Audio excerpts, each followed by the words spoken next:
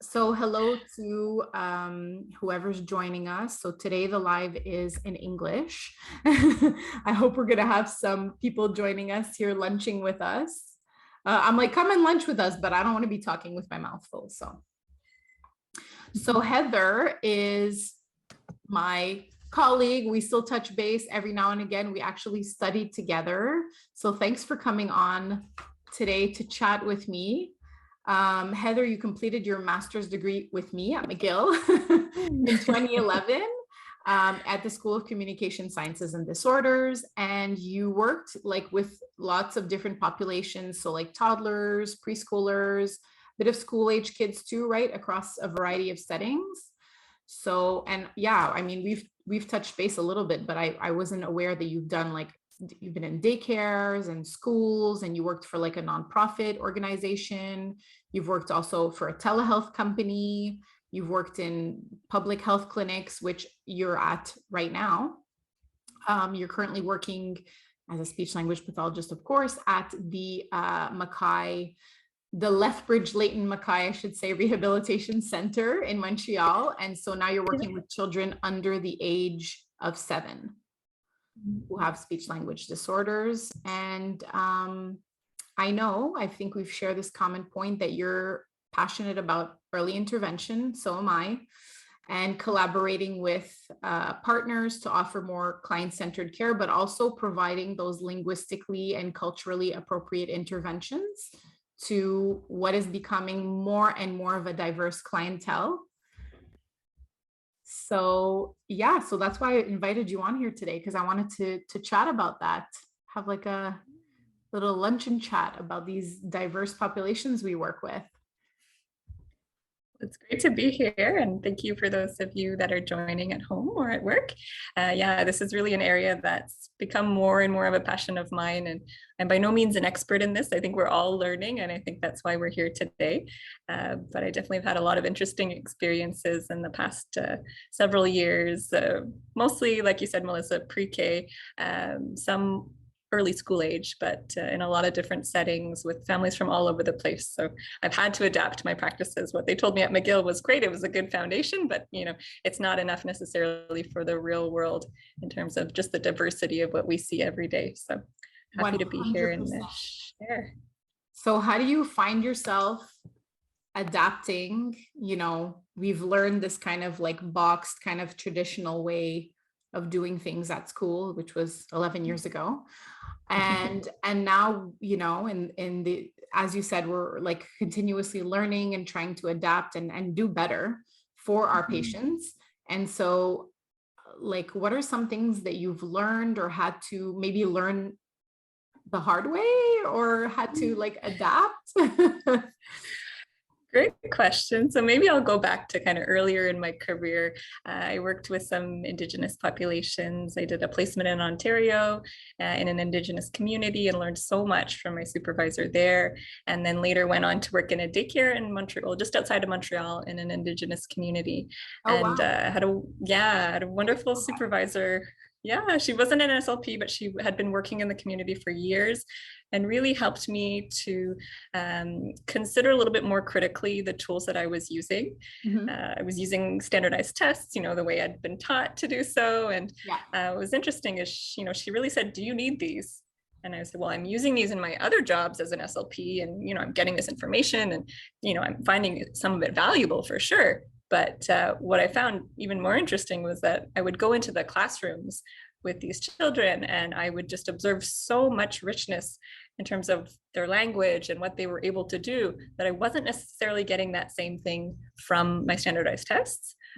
So I would, spend half an hour, I'd watch them during circle time or during snack, and would they follow the teacher's instructions?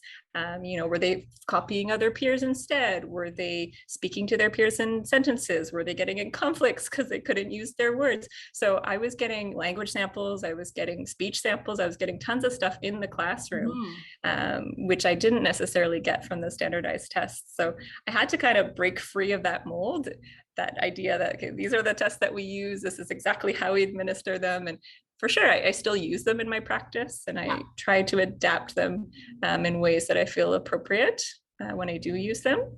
But there's a lot more of other information that I'm adding to my assessments so 100%. that it's more culturally relevant for our clients. And in regards to that, like, I feel like a lot of, and you're working at the Mackay, I'm just going to shorten it up and say the Mackay Rehabilitation Center. And I often, I often make referrals there. So I'm finding, or I'm hearing for certain places, they're requiring, you know, they want to see that score. They want to see that percentile rank. So how do you deal with those kinds of requirements from, I guess, more from a more bureaucratic point of view that are keeping us boxed into these like unadapted ways of assessing these diverse clients that we see? How do you deal with that, or how do you see that? Like, do you feel like that's appropriate? Like, what do you do to no, obviously not, but how do you deal with that?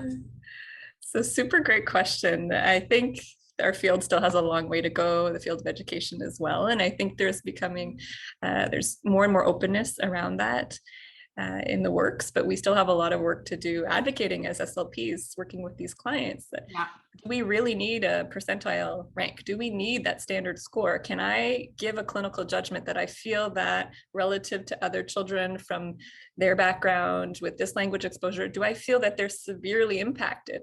I can use those words, and I do use mild, moderate, severe when I do a subtest of something, or just generally based on my observations. But do we really need those numbers? Is it us that's putting that pressure on us? That's how we've learned in our schooling? Because these tests are not normed on most of our kids, right? So many of my kids, I would say almost every single one speaks 2, if not 3 languages. Yes. So, these little pictures in our manuals are not representative of the experiences of our clients most of the time. Yeah. So we have to be mindful of that. And it's a shift, right? Yeah. I think that things are changing. I'm really hoping that there's going to be more flexibility with coding, for example, when kids need language classes. I've had some SLPs tell me, depending on who they're collaborating with, certain school-based SLPs will be more open to saying, okay, this child has severe difficulties. It's a developmental language disorder. He's had a lot of intervention. He could receive a code. Yeah. Versus, I need this score. It has to be moderate to severe comprehension, et cetera. We have to break free of those molds, I think, and trust our instincts as clinicians. 100%. I mean, when we're fair. Yeah. When we're looking at the functional impacts, this is what should be directing our clinical judgment. Like, how functionally is this child impacted? I don't know if you've had this experience, but I've passed tests on children, or tasks, not entire tests, but certain tasks where the child isn't faring very well. This is more for preschoolers. So obviously in an academic setting and light, it would be a different clinical judgment that I would bring to that. But just to say, I've had children before like not score very well on certain tasks, but these are not difficulties that were reported. I'm thinking of a specific example of a trilingual child I assessed recently. Nice. And on like on following directions, she wasn't doing well, but this wasn't a difficulty reported by mom. This wasn't difficulties reported by the educator. Overall, she was doing well. And so I feel like this is a question that recurs a lot for SLPs coming to take trainings from me, or like coming to ask me questions, even parents. Like, I feel like we have a hard time getting out of this. Like, okay, how do we say that it's mild or moderate or severe? Like, how do we take this information and translate it into a severity? So like, do we need to be talking about severity? I guess for public settings, but I feel like we should be more in a functional repercussions mindset. So like, if in an academic setting, this child following instructions is having difficulty completing tasks, then I would say, okay, so let's look at how this child is able to follow instructions, but not only in a structured task, right? Yeah. with vocabulary that they don't necessarily know. Is it meaningful for them to say, if the giraffe is next to the elephant, I don't care, can she go get her spoon and her cup and put it in the sink when the teacher asks her? Exactly. That's functional. So I totally agree with you that we definitely need to, supplement with other things. Do we need to be putting severities? I think our system is changing. We might need to keep using them while we're in that transition period. But maybe we can just say significantly impacted. And Yeah. I've seen that on reports for some of these hospitals that are saying, I'm not going to put a severity. This kid's trilingual, and is he impacted a lot or a little or not at all? So I'm seeing more of that coming down the pipeline, but it takes time to change those attitudes for sure. Yeah, 100%.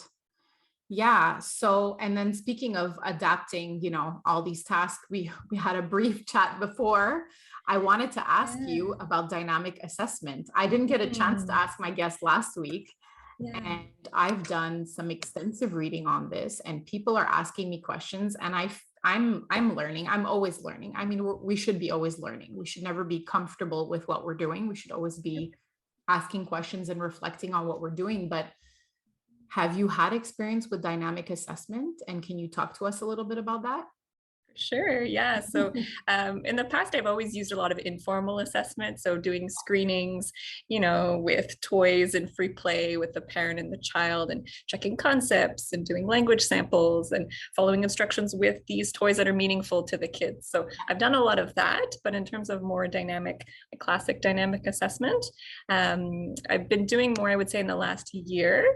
Ever since I attended the Equity series. It was a conference put on by Bright Media. There's actually another one coming out May 2021. I just heard about this. Yes, write it down. You said 2021, 2023?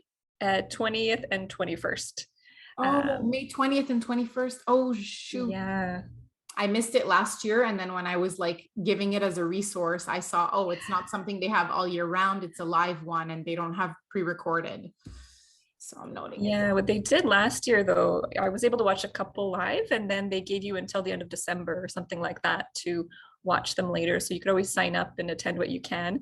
But one of the talks that I went to last year was really on dynamic assessment. It was with Nia Thomas. She's an SLP working in the States, Spanish, English bilingual, and she gave all these really concrete tools. So I've been trying out a couple of these in my practice. Right now I'm at home, so I'm not seeing kids in person. I'm pregnant, so I can't work with kids and assess them on the ground as I would love to. But in the past couple of months before that, I was really using some of these tools that she recommended. One of them, for example, question probes. You can use, for example, a YouTube video. You put it into what's called ED puzzle, puzzle, and then you add in questions throughout the video. But what's nice is you can pick videos that are really tailored to what the client knows. Yeah. I used it with a child who's Inuktitut speaking from the far north, and maybe didn't have the same foods or toys or, things that I would be familiar with. So I took a video of a polar bear who was fishing and a seal who was jumping around. And so, he knew the words that I was talking to him about, and I would ask questions about that video. So that I got a lot of language sample from, and a sense of, was he understanding? Was he making inferences? Did he understand the story? So, things like that, we have to adapt, and it takes time, right? This is time consuming stuff, but they can be really beneficial for us to get a better sense of the language abilities. Another resource I would recommend is the Leaders Project. Not sure if... Yes, the Leaders Project, of course, I'm very familiar with. So there's tons of stuff on there. Feel free to add your 2 cents that there's, ideas of dynamic assessment for various ages, and tools and video modules. Lots of good stuff there. There's tons. And then they link back a lot. There's a lot of like short YouTube videos that you can link back and forth. So they have like the written like explanation, the sources, and then there's a few YouTube videos also explaining some of these techniques. But again, what I find is that like I'm trying to wrap my head around, okay, so how do I set this up? And how do I determine that a child is disordered, or that language is, that it's taking so much time to acquire this new concept, or that they don't understand, right? Because dynamic assessment is not just testing it's not a static assessment. That's the point. It's Right, dynamic. We're supposed to be testing or taking things that we know they're having a hard time with that are maybe reported by an educator, a teacher, a parent, and then teaching them this thing in a very explicit kind of manner. So there's like a whole process to follow, and then we're teaching them, and then we're also checking how, like, what is the level of support that these children require to learn this concept. Do they need little to no support? Do they need like moderate support? Do they need a lot of support? Do we have to completely like do it for them? And that informs, I guess, our results. Yeah, on that note, I mean, there's the idea of fast mapping, for example, that I've done maybe 1 or 2 times and would love to explore more in terms of vocabulary, right? These kids maybe don't know the words in our vocabulary tests because they haven't been exposed to certain animals or foods or whatever. And it's not their fault, right? But can they learn those words? Like you say, with support, how many repetitions does it take? Are they disordered, or are they really just not exposed to these words and they could learn them quickly if they were exposed? So I did try out. I think it's important to try things out, even if, you know, it's not perfect the first time, just to get a sense of like what information added by doing these extra tasks. And I think with time, we develop our clinical judgment around dynamic assessment. But fast mapping, for example, I had watched a video on the Leaders Project, and there's an SLP working in the kid's home with a basket, and then there's all these weird foods that no one's ever seen or heard of before, and she's pulling things out and she's saying it's a toad and it's a coob, and she's using nonsense words so that there's no bias, right? And then she's asking the kid to identify, okay, show me the toad, show me the coob. And so the kid is mapping quickly, hopefully, these new words that he's learning. And then later she'll ask the kid to name them. So is the child understanding and retaining these labels? And then are they also able to use them expressively? So I tried that with the same child that I spoke about earlier. And I really didn't feel like I had any vocab tests that were super appropriate for him. So I just wanted to see his learning. I felt that his receptive skills generally were better than his expressive. And, you know, the fast mapping task did kind of reflect that, you know, he quickly caught on, okay, that's the toad, that's the coob, but it took him multiple repetitions after my model to get the expressive part. And he could say the speech sounds. It wasn't related to the speech sounds. It was that really that integrating that expressive piece. So I find, you know, we got to test these things out. I'm still no expert in this by any means, but I think there's a lot that we can learn and supplement using these extra tools.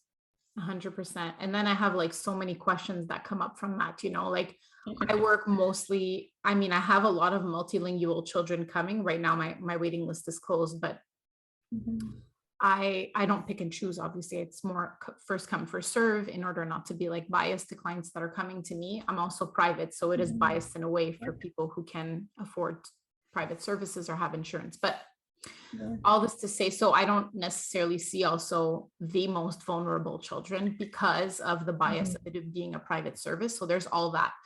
But where was I going with this?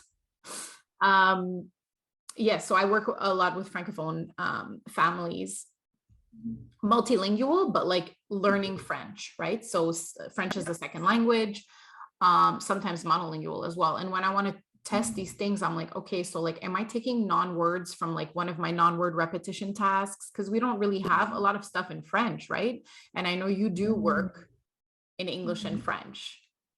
And so I'm curious, like, I'm looking also like if ever anyone's listening and you guys want to like make a group and we can do like a little, you know, like, are you developing your own tests with your colleagues? Have you like put together certain, obviously you have to tailor it to each child because everyone is, that's the whole point, is that it's very heterogeneous.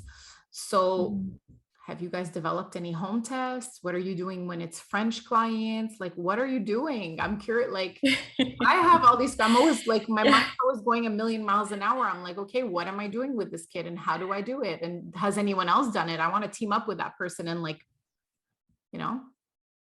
Absolutely. I feel like there's so much that we need to share with each other. I would say in process. It's something that we're taking more interest in our center. And we've actually developed a committee called the Inclusive Practices Committee. So one of our goals for this year, one of our concrete objectives is to work on dynamic assessment protocols. We haven't gotten super far, but we're thinking that this is the future and this is what we need to be doing more of. So we're collecting, what's available, and it is a lot of English stuff to start with, but I think we're going to expand in a little bit to include more French resources as well. So yeah, because I'm sure you have some clinicians on your team that are only Francophone or maybe don't speak English. I'm not sure how you guys are hiring, but yeah, definitely some Francophone SLPs. A lot of them can communicate in English as well, but do see primarily Francophone or clients who are allophone that also speak French, for example. Yeah. Oh, interesting. And would you guys share these like homemade? This is the thing. I feel like a lot of people are developing homemade tools for dynamic assessment. They're creating their own things. So like, I know we're veering. I had sent you a few questions beforehand, obviously, to kind of give you a sense of, and I'm just thinking out loud now, like, how do we share these tools with others? How do we like collectively say, okay, I want to help my peers as well. How do we get these like tools out there? Are you guys planning on getting in contact with other rehab centers? Are you like keeping them for yourselves? No, obviously we want to share, and I don't think we've thought of the next steps of expanding. And but I think for sure there's room for that. I personally have almost no digital social media profile footprint, so I'm happy to share things that we do discover with you if you want to disseminate those. I think we're starting with what is available, like what can we use that's out there. And I know actually, Melissa, you sent me an article about a non-word repetition task that was used in bilingual Dutch students. So there are other things in other languages available. I think our first step needs to be, okay, what's out there before we go reinventing the wheel. 100%, yeah. I found a lot more since then, by the way. Nice. I found a couple. I found this one bilingual French English task that was the study actually wasn't published. I found a poster, and it was one of our professors from McGill, Dr. Nadig and her colleagues, and they were doing research on autistic French English bilingual children. And so they developed a French English non-word repetition task the task itself is not language based, but it's based on the sound structures and the number of syllables, the constraints also for like word structure or sound structures that are acceptable in both languages. So I've used that one. And then there's the non-word repetition task of Dollahin and colleagues from the 90s that was adapted. So that one's more for Anglophone. So I'm always asking myself, okay, but like they're not Anglophones, or they're not Francophones, or they're not bilinguals, they're multilinguals. So like, can I use, but again, it's a matter, I think, of putting these tasks into practice, using them. And over time, I think we'll see how children are faring on these tasks or not. But I don't know about you, but a lot of the kids that I see have also like speech sound difficulties. So then that comes into play, and then it's like, so yeah. It's true. There's a lot of other factors to consider that could influence their performance. So we're always disentangling, why are they having difficulties? Is it the language disorder? Is it the speech? There's also the André Courcy. There's a non-word repetition I forgot task. to mention that one, but that's like the French one. The Dollahin is the English one. And then I have this French English one from Nadig and colleagues that I shared in my workshop that I give on assessing bilingual children. I asked them permission. I said, can I share this with others? Can we use it? It was, the population that it was tested on was for bilingual autistic children. But I figured if we're testing children, right? Neurotypical, not neurotypical, neurodivergent, I should say. These tasks are, anyways, again, I'm testing, I'm seeing, I'm trying to see like what kind of information is this bringing to me. But I found that the non-word repetition task, and the one that I sent to you was supposedly a quasi-universal non-word repetition task. But what does that really mean?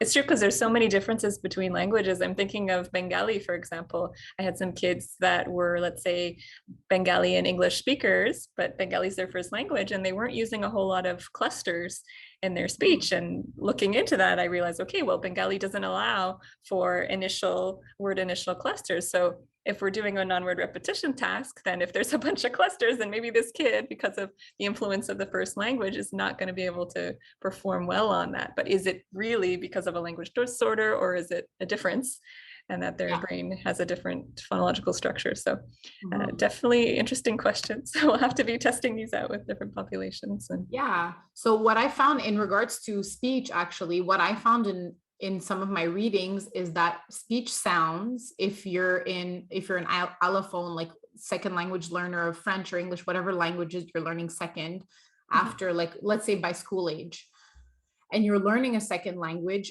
I found that within 2 years, not for all languages, for speech, within 2 years, most of the speech sounds of the second language should be acquired. So now you're talking about like word structures. So now I'm like, okay, but if the sounds are accurate, or they're using these sounds, or the sounds are en voie d'acquisition, like we say, what about the word structures, and you found this constraint in Bengali that is not allowed. So this definitely can have an impact. So this is another question that comes up, is like, okay, so after how long and how much exposure should we expect this child to be able to, and this is where I think dynamic assessment is key, because we could be teaching these structures and see how kids respond. Absolutely. Yeah, no, I think we're raising more questions than we are answering, but I feel like, we have the right questions to guide us forward in terms of, what we need to see change in our practice. So I think that's really positive. Sure. As we're coming to an end, because I didn't, obviously we can speak for hours about this, but the point of these lives was that I wanted them to be short, informative, and just getting different points of views from different professionals working in various settings, with like culturally, linguistically adapted interventions, at heart, and always learning more. So I have 2 last questions for you. My first question is, speaking of, when you said, oh, I had to go look, this child's home language was Bengali. So where are you going to find this information on like other language structures? Do you have specific resources that you would recommend to other fellow SLPs? Sure. Do you want me to answer that question first and then leave time for the last? Okay. So I did a workshop a couple of years ago with Andrea McLeod, who's really big into bilingual research, and I found that very helpful. She had given us a whole bunch of sheets for a lot of the common languages that we encounter in Montreal, at least. And so you'd see the phonology, the morphology, the orthography, all different kind of language parameters. So that was really helpful. But, if in doubt, if you don't have access to necessarily that information, Google and Wiki, are great sources too. I'll sometimes look up Spanish phonology, and then I double check, okay, well, they don't have the same vowels as we do, so I might expect more errors, when this child is speaking a different language because of their home language influence. So, there's a lot out there. I think we just need to make a habit of really looking for that and thinking about that before our assessment. Thinking about that, exactly. Thinking like, okay, this is not their first language, so can there definitely is an influence. We've extensively documented, but then it's like, using our clinical judgment, I think, to decide at which point does this become a disorder, and at which point is this still second language acquisition. Right? There might be things in both languages that are impacted, and in that case, hey, maybe that's more because of a language disorder. But let's say in Spanish, if the child is sometimes forgetting the subject of the sentence, that I might expect, because in Spanish, it's not necessarily, it's optional to some extent. Exactly, it's optional, right? Learn that. Definitely. Okay, so, and this kind of relates to my last question. I wanted to like leave off on if you had like a pointer, a tip, or something that like we can put into practice, although you gave us tons of great information, like, just kind of, if I want to get information, I'm just going to go Google or Wikipedia phonology in such and such a language. But if you had another tip that could be like really hands-on, that we could apply right away with these like multi-ethnic, multilinguistic, multicultural patients of ours, what would that be? I would say to keep an open mind and really stay curious about the people that you're working with, from a linguistic perspective, from a cultural perspective. I really put a lot of emphasis on parent coaching in my sessions. Even if we're working on more complex goals, Yeah. I'm still always watching, are they using facilitative strategies for language development? Are they offering choices? Are they expanding their child's sentences, reformulating, all these things? And a lot of that needs to happen in the home language. So the more I'm curious about the home language, I think the more the parent also values that and sees that it plays such a huge role in their kid's success. It's one thing if I see the kid once a week and I work in English or French. If the parent is working in Tamil at home throughout the week on the goals that we're working on, there's going to be that cross-linguistic kind of transfer. So you're going to see gains. Yeah. So I would say, really valuing, encouraging the parent to teach you words in their language, encouraging the child to teach you, and you try to say them back, just having that open acceptance for other cultures and validating, their experience, their language. And have you ever, sorry, it just made me pop in one last question. Have you ever encountered any like pushback or difficulty kind of relating to a family in regards to, putting in these strategies? Maybe this is not culturally perceived as adequate. Like I personally always ask families, like, are you comfortable doing such a thing? I'm going to show you and you tell me if you feel comfortable. Is this something that you would do or that you see in, in your, do any of your family? Like I'll ask these kinds of questions, but I always ask myself, like I'm asking the parent, and I hope that I've created that connection for them to feel comfortable, but maybe they don't, maybe they just say yes. And then, a lot of families are very compliant and, the professional knows best and you're going to fix my child and that kind of thing. And I just try to, we want to be on, we want to show them that, yes, we're the communication experts, but they're the experts of their children. Exactly. Yeah. So I wouldn't say I've had a whole lot of pushback. I think sometimes it's an adaptation from the families to say, no, you just work with the kid. No, I'm going to get you involved. We're going to go do this obstacle course together. We're going to play the game together. Mom takes a turn, dad takes a turn. So I think once they see that the strategies I'm using are working, and then they get the chance to do them themselves in their home language and see that the kid can have success, I think the buy-in is usually pretty good. So it's usually pretty encouraging. I just wanted your point of view on it. I totally agree, but so creating that connection, and you see that's what's just coming back is just le lien and creating that trust, listening, a lot of listening too. Sometimes parents just need to talk to us for a little bit, and that's okay too. I think we feel this pressure to always do or like show kind of a result, but I think taking the time is key in all of that.